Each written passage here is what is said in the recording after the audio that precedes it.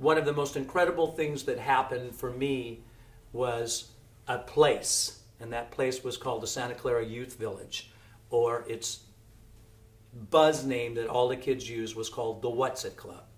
This place was incredible, and what it was like is it had a great big stage in it, hardwood floors in it. It had a soda fountain area that looked like Happy Days in it.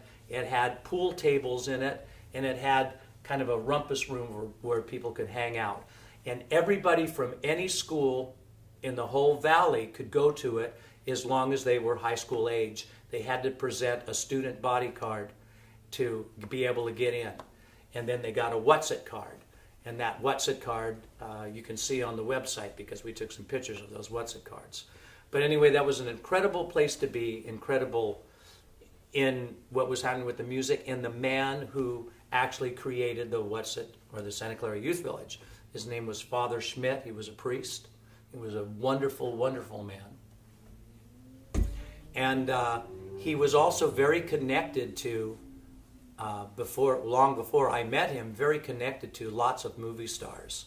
Fess Parker, who was Davy Crockett, Sinatra, Judy Garland, all of these people actually helped promote and raise money for this place, for him to have it.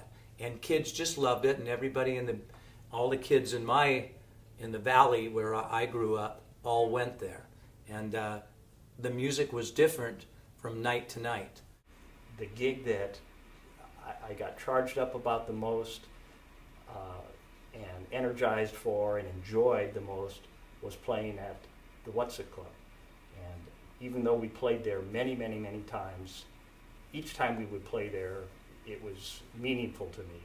And whether that was because they had the big stage with the curtains that would open and there'd be 1,000 kids out there screaming for you, or whether it was just that it was a place that I went to as well, and it was very much a part of my high school time. Whenever we would perform there, I was charged for that. We went backstage, and with my girlfriend, we took blue paint and wrote the Nitecaps all across the back row, and it says the Nitecaps in the back room. It was huge. But I would have to say that I think the one, like personally for me, that had the most meaning is when we won the Battle of the Bands at the Wutzit.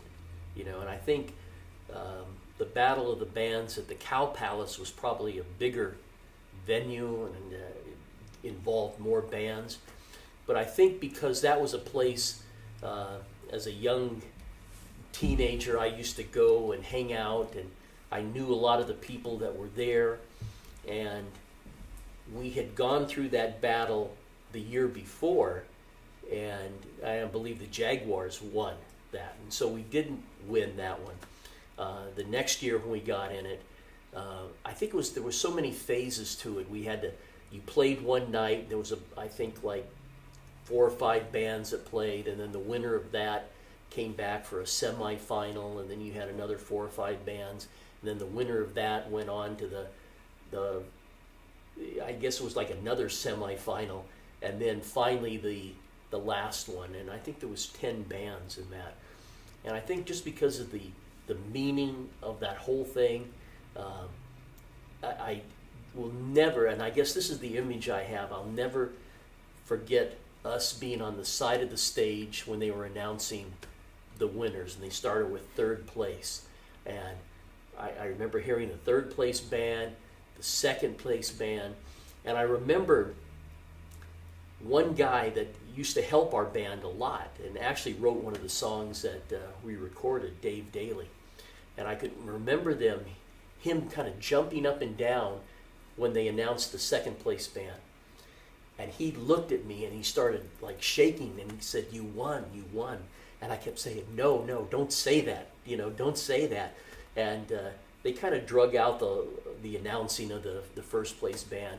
And when I heard that, and the whole place just erupted, that was probably one of the greatest feelings I think I ever had. So I would say the Wutzit Battle of the Band. And that So I'm looking back, that would be 1966, so that's a time that always stuck in my mind. One of the greatest things that happened for me early on for accolades was we won a lot of Battle of the Bands. You can see that on the website too. But one night, at the end of a performance, and I knew it was really crowded that night, Father Schmidt, I went in to get the check, and Father Schmidt was standing there with 2 or 3 other people that were employees that worked there, and they were all smiling at me.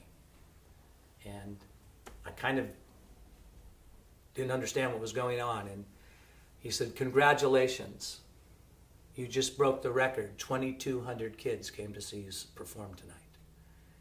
I was 16 years old.